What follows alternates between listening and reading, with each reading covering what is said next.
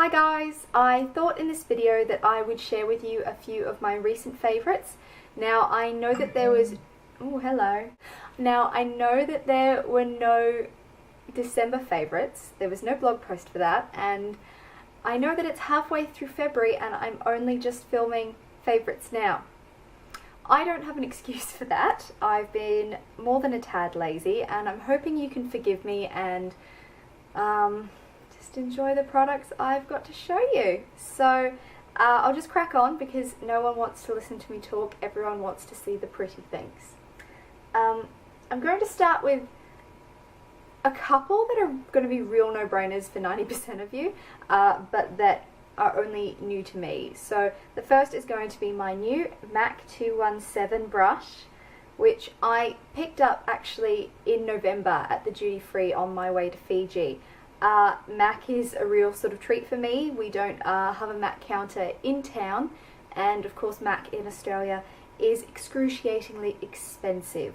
But since I've had this brush, it hasn't really left my side. It's been really difficult to keep it clean because I use it every single day for almost everything. It's fantastic to pack on eyeshadow, it's fantastic to blend it out, and I will most certainly be buying another one.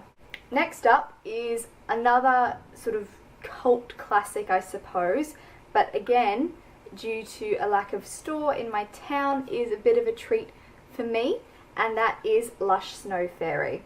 So I picked this one up December time, obviously, and now I haven't really been terribly familiar with Lush in, oh shush, that's embarrassing, oh well. I haven't really been terribly familiar with Lush since I was younger. I used to get quite a few Lushy gifts for Christmas and things, but I haven't had those in quite a while, and of course everyone raves about Snow Fairy, and I thought I'll better pick some of that up.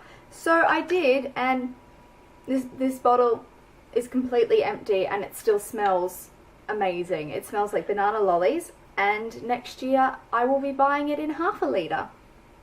True. Another duty-free purchase I picked up on my way to Fiji was a MAC shadow, and I picked up the shade Woodwink because I'd heard, I think it was Roz rave about it not so long ago over on her blog, and if it was, I'll link below, and if it wasn't, that's embarrassing. But it's just a really gorgeous sort of antique goldy shade, and it's super pigmented and a really beautiful metallic shade. You can see some of it there. Yeah, and it's really gorgeous to wear on its own as well because it blends out really beautifully and it looks like a much more complicated look than what it actually is. So awesome. So I picked this one up when I was having a bit of a sad day. I'd gone to the shops not planning to buy anything, but spotting this I thought I needed it for a bit of a treat, and that is Essie Madison Aberhue, which is an awkward name to say.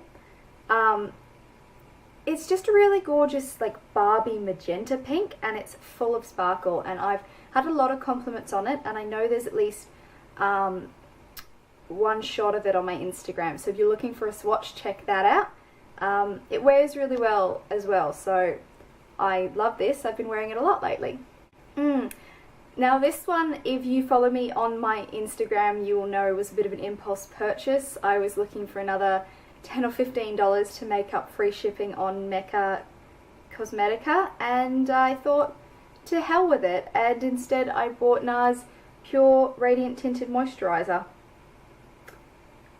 So significantly more than $10 or $15, at I think about $62 maybe, but worth every cent because I've been wearing it almost every day since. It's got more coverage than you would expect for a tinted moisturiser and wears really well. Wear it to work nearly every day. I will concealer and powder over it and things if I'm going to work, but if I'm just hanging out on the weekends or seeing some friends or something, it's fine just on its own as well. Like, you still get a little bit of redness showing through, but it neutralizes a lot. A lot.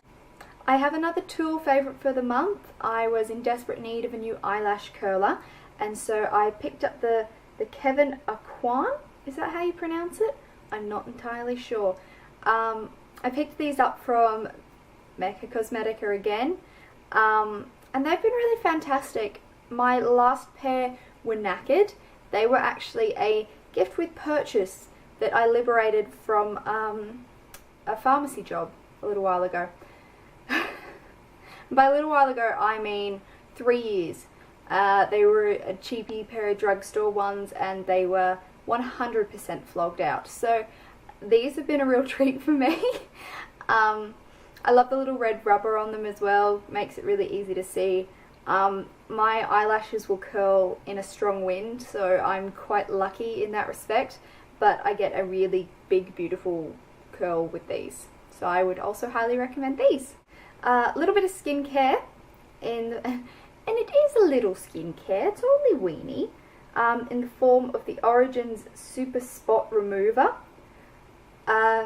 It's a spot treatment, and it's incredibly effective. It's supposed to work really well also for scarring, so when you use this on a blemish, it should produce less scarring, and I think that that's pretty accurate. I do know that when you put it on, it doesn't burn, but it kind of stingles. It stings and it tingles. It definitely stingles. So, something to tolerate, but an excellent product. Last up, I'm going to finish with a couple of products that I've kind of recently featured on my blog. First up is the Shiseido After Sun Intensive Recovery Emulsion. Oh yeah, I got it right. This one's really fantastic because it soothes like a gel. So it's really cooling on sunburn, but then it's got a really nourishing feel to it, like a lotion. It's somewhere half between those two things, and it's a really wonderful product. It wasn't cheap. I think it was about $42. But it's been excellent on any sunburns I've had. Even when you've just been out in the sun for the day and you just feel a bit sunned up, it's, you know, even though you're not burnt, you just have a feeling.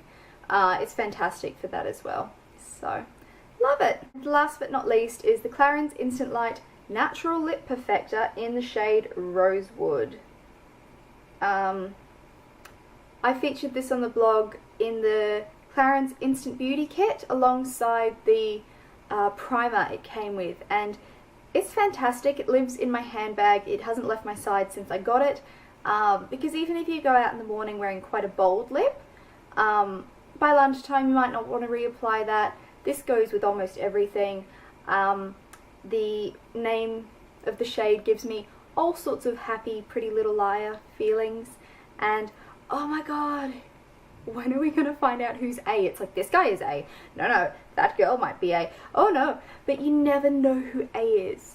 Like, just when you think you've got it, they just pull the rug out from under you again. And it's getting pretty intense, I have to admit. So that's another favourite, I suppose.